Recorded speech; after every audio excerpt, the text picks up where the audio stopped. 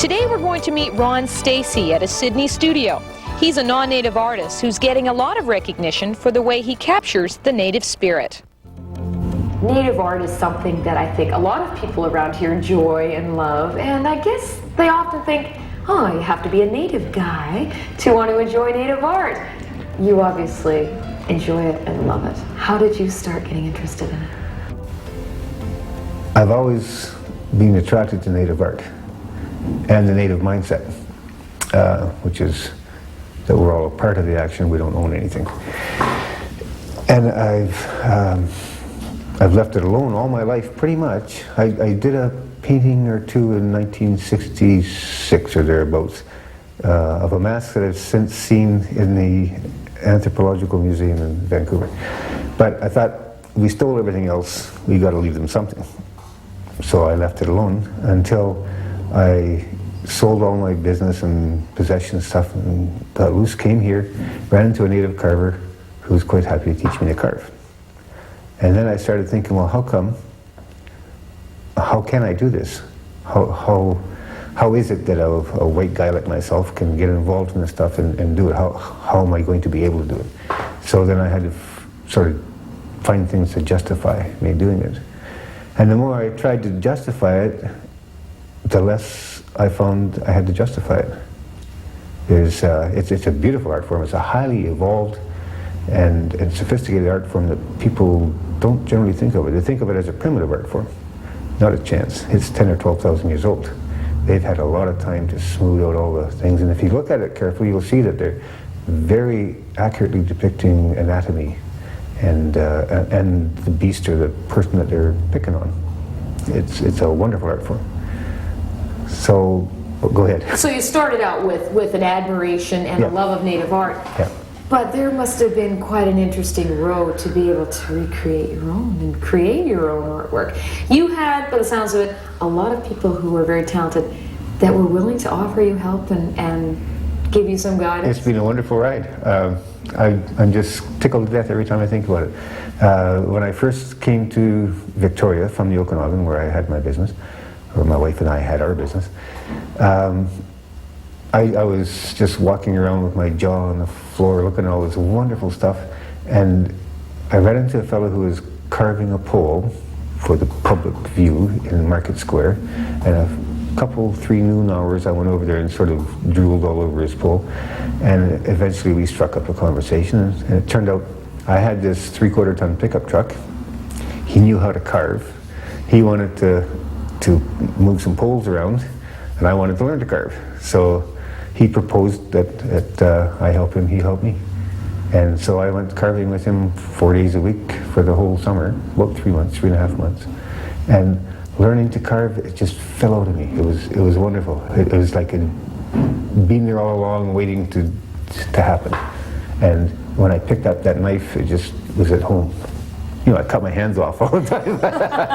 It was hard work. Yeah, oh yeah, and I had sore wrists and all that sort of thing, but I loved it, and it just seemed to work. It was like meant to be.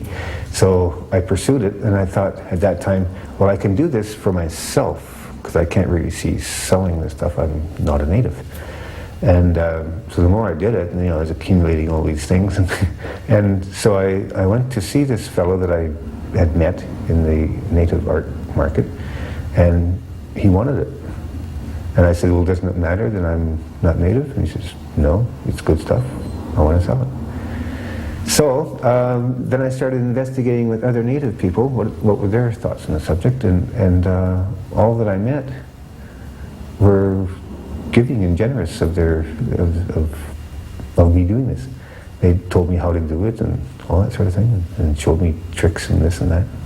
So I just did it, and I would sell it, and people would buy it, and they paid me top dollar for it, and I was amazed. And I liked carving so much that I could possibly do it for a living. However, since that time, I've evolved my style, and I still love carving, but I think I don't sell carving as a general rule, because I figure there's a lot of native guys out there who carve, and that's how they make their living. And I don't have to do that. So I carve for myself, and I carve models like this guy. This is a painting now. when I was going to make this painting, I wanted to do this, and in order to do it, get all the planes and the foreshortening and so forth, it's very difficult to make it up. So I looked around for a picture that would show the mechanism and so forth. Couldn't find one. So then I went downtown to some of the native art stores, and they didn't have one. And then I went to the museum. They didn't have one. So I said, great, I get to carve one. So I came home and I carved this little thing. It's just a little model, and it's not extremely well finished, but it articulates and does what I want it to do. Well, this closes up then. Yeah, you just, I didn't actually use the mechanics like they would for a real one because it's kind of small and it involves wheels and pulleys and so forth. But I did make it so that it does articulate. That's beautiful. So when the natives would wear this and they would spin around and open it up, and there's another person there, another thing. Is there a story that goes with this? Well, all of these things have stories, but they're often personal stories. The raven is in an awful lot of stories because he's a very important character. Trickster, very human-like, and has all the faults and character of humans. So there's a lot of stories about Raven. And this particular one has no particular story except that Raven is a transformer. He can transform at will into other things. At one time in the history of the world, all things could transform back and forth. But then things sort of thickened up, hardened up, and now only ravens can. And funnily enough, orcas can. Orcas and wolves are the same creature. One's in the ocean, one's on the land. When the orcas come to the land, they're a wolf. And I find that very perceptive of the natives to notice the similarities in the orca lifestyle and the wolf lifestyle. They have the same thing. And in fact, I was amazed at one point. I never really thought where the whales come from. I knew they came onto the land, back to the water. And at one point I was reading this book on paleontology, and they showed what they thought the ancestor of whales looked like was a dog. Really? Very wolf-like, which makes sense. Isn't that interesting? Yeah, yeah. So this stuff is deeper than you think a lot of times. And it sounds like you enjoy discovering more about it all the time. I love it. That's part of the challenge. And the natives have such a rich lore, mythology, whatever. Every society does. And I find theirs particularly rich and wonderful. It's quite an exciting adventure for me. I'm having too much fun. And you say that the reception has been good. They're giving, they are proud and want to share their culture and the things that there are several who think that only natives should do it. And I don't argue that, really. But I do think this. I ask questions like, can you own art? See, this didn't used to be art. This used to be stuff that they carved for particular purposes, for ceremonial purposes and so forth. And when the ceremonies were over, they put it in a box and put it away until such time as they were going to have the ceremony again. And it wasn't art, it was a mask. And it was a living thing when it was being performed, and when it wasn't, it was just a stick. And when the white guys came along and said, here, I want to hang that on my wall, then it became art. So the natives sold it. I mean, it's commerce. They sold pelts, they sold these things, they sold bowls, they sold all sorts of stuff. And white people gave them mostly iron and things that were wonderful, mirrors and beads and iron and all that kind of stuff. So it became a commodity. And now it's still a commodity. People, most of the stuff you see in the stores for sale haven't been used in any ceremony of any sort. So they're strictly items of art. That means to me that they're open to anybody who wants to treat them with respect. So I think that I can do this stuff and sell it as an art form, and I'm not really, or I shouldn't be, offending anybody. The most problem I have is from white people, from non-native people. They tend to feel ripped off if it wasn't done by a native. Stacy spent 25 years in the graphic arts business before deciding only a few years ago to pursue an early love of native art, and he hasn't looked back since.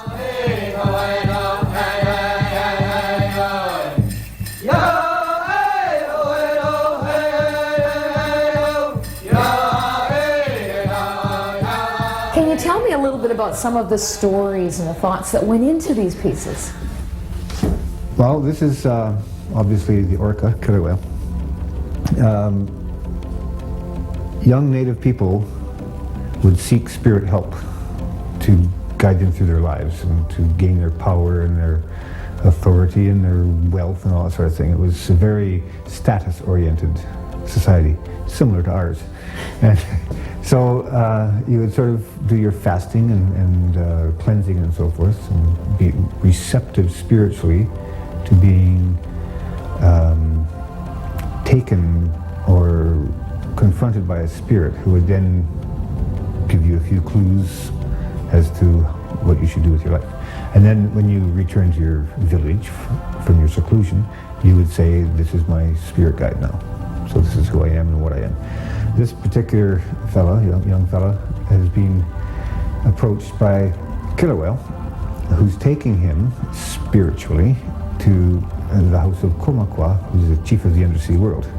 And Komakwa has his house under the sea, and he's the source of copper, which is their single most wealth-oriented item. If you have a copper, it's worth a whole lot of other things. So what the deal is that somebody who goes to the house of Komakwa goes there for what seems a short time, a couple of days, but in fact it's years. And when he comes back, he's armed with wealth of copper, for instance, and the influence of Komakwa and or some of his assistants. Assistants being Sunakwa, woman of the woods, killer whale obviously, grizzly of the sea, and on and on and on. Depending on what happens to him in his house under the sea, or in Komakwa's house under the sea, that's what his orientation is when he gets back to his village. And in fact, some of the legends say that you stay under there for a few days, but it's years in real time. Oftentimes it's a few days and a few days.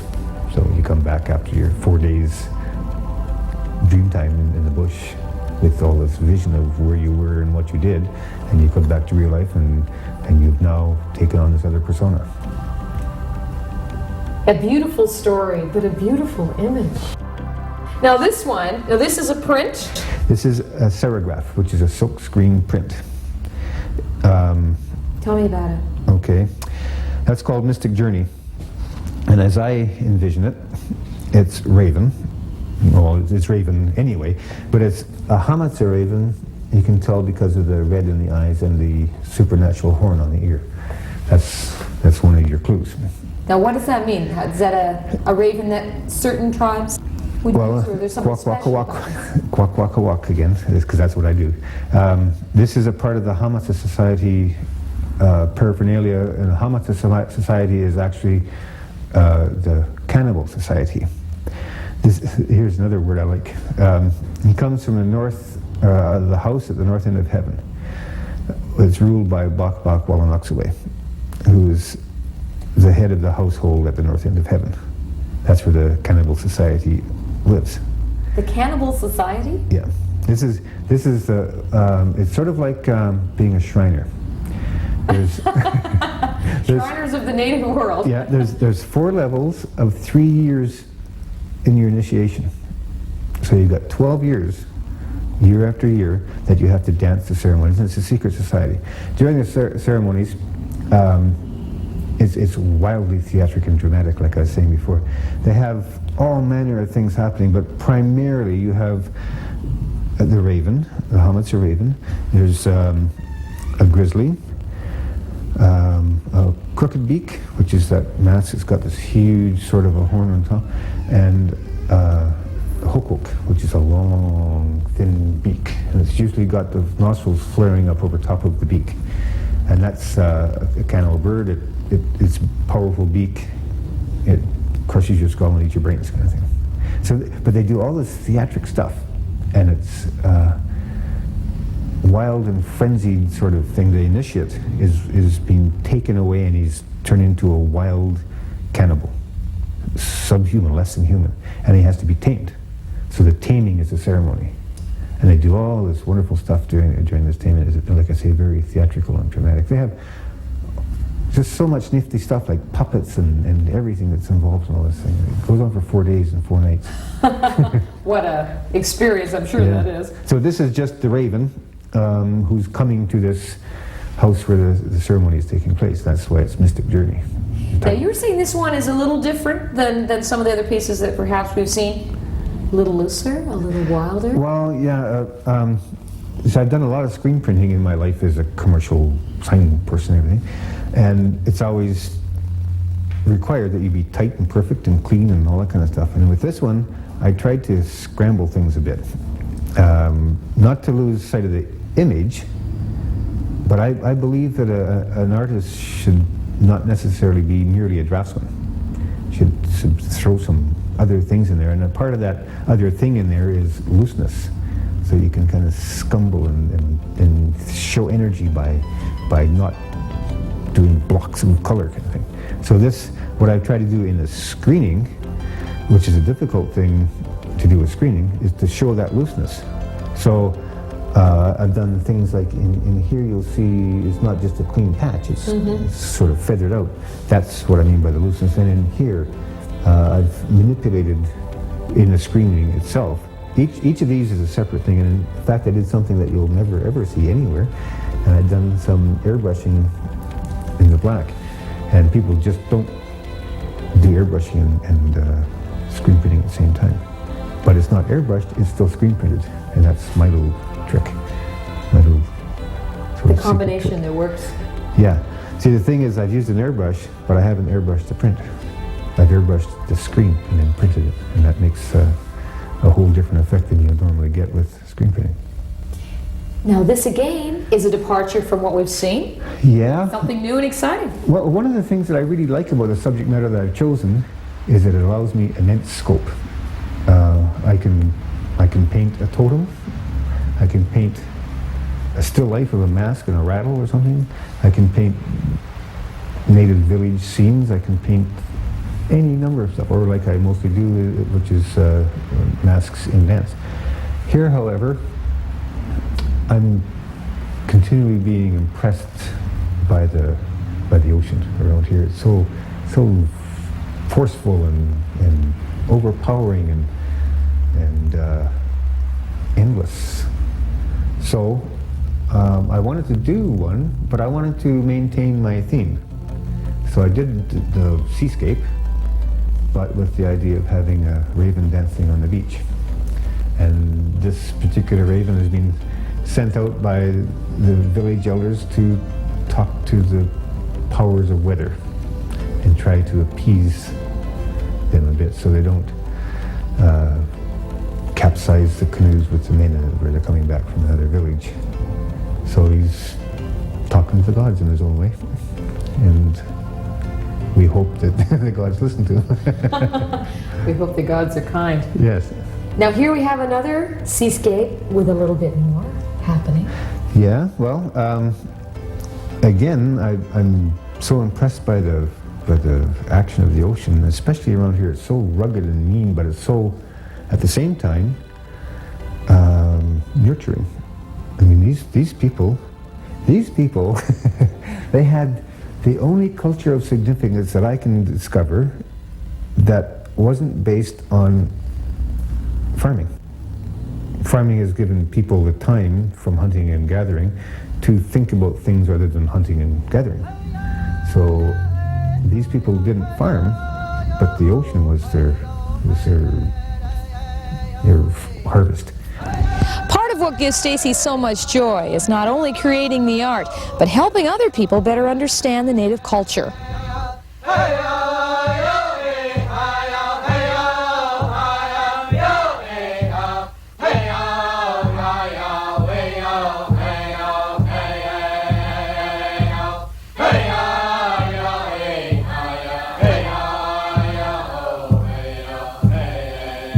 Some people are going to know you for your carving, but most people are going to know you for your wonderful paintings. How do you make that transition? This is my evolution. I wouldn't exactly say I saw a hole in the market or anything. It wasn't like that. It was how can I have something to do with this native art form without people having the perception of me sort of jumping on the native art bandwagon or ripping them off or whatever.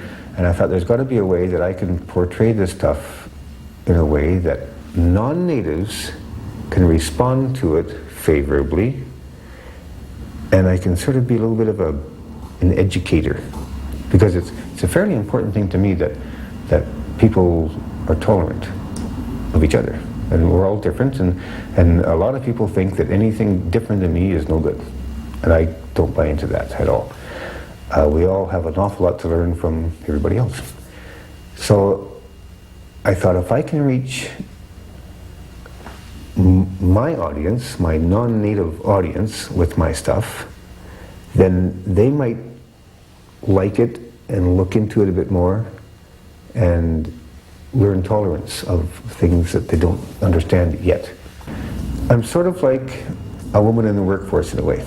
I have to be better than good to be equal. Okay, so I have to be more traditional than a native person to be considered all right. So all of my stuff, I research like crazy. I research it less and less as I go on, because I learn more and more as I go on. And in order to be accurate, you have to have precedence and so forth. So everything that I've done has been with precedence of some sort, and now I make up my own stuff. And in fact, most of the stuff all of the stuff I've done in painting has been stuff that I've made up. I've borrowed elements of this and that, or I sometimes get inspired by looking at what other people have done. Mm-hmm. There's several carvers who are absolutely wonderful carvers, native carvers. Willie Seaweed is one, and the Hunts are wonderful, and so forth. So I use their forms as inspiration. Now, here's the thing. I'm looking at 5 pictures there, and I'm drawing my own, which this isn't the finished product yet.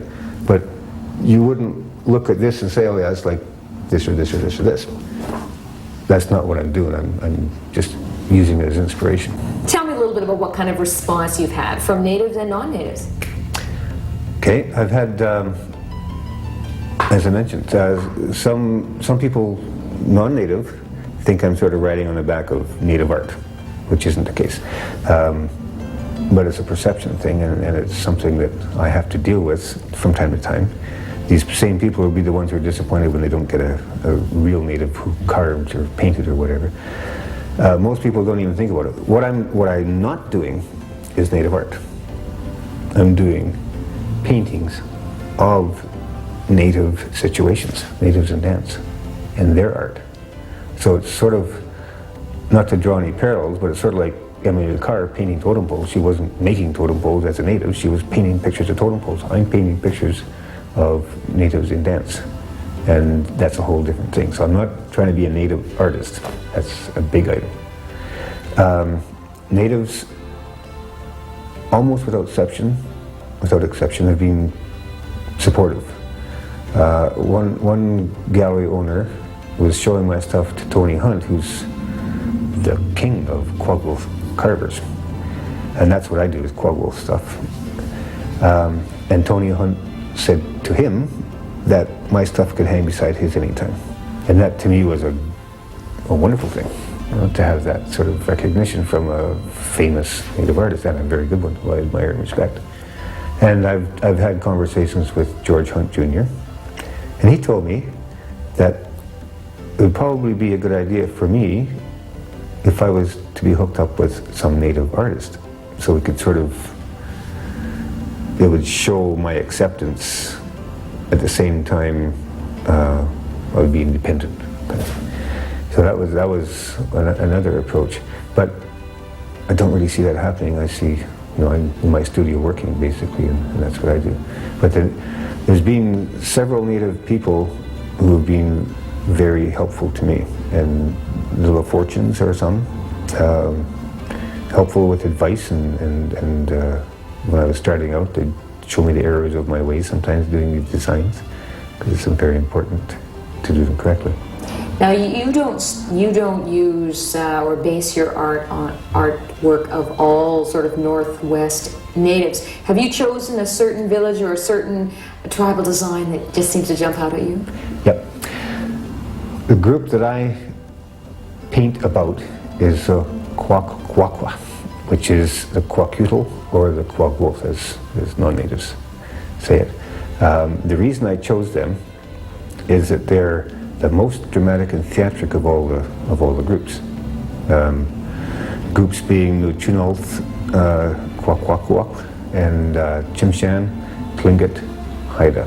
Those are the groups that do this native art. These Quaquaquaq are so dramatic and theatric and so visceral in their stuff. They're so gutsy and strong that it just appeals to me like crazy. The other groups also do wonderful carvings and so forth. The Salish, even now more than ever before, are doing some wonderful carving. It's not really a strong tradition. They were more the weavers and so forth, but now they're carving well. The Haida are very sophisticated. The Chimshan, they're all very good, but the Quagwolf have so much strength and drama in their stuff that it just appeals to me like crazy. Do you paint to please yourself or to please the buying public? I do some things for the commercial aspect of it. I do reproduction prints for the commercial. Partly, I certainly don't earn a living off reproduction prints.